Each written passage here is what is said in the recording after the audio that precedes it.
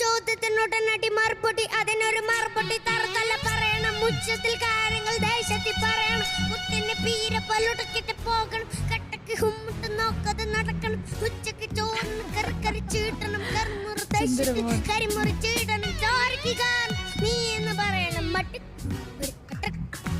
അടുക്കള അടുക്കള അടുക്കള അടുക്കള പാത്രങ്ങൾ മുട്ടിച്ച് ശബ്ദമുണ്ടാക്കണം അടുക്കള അടുപ്പിൽ തീക്കുട്ടി കളിക്കണം കട്ടുകലം പൊട്ടിച്ച് കലിപ്പട്ട ചീട്ടം എന്നിട്ട്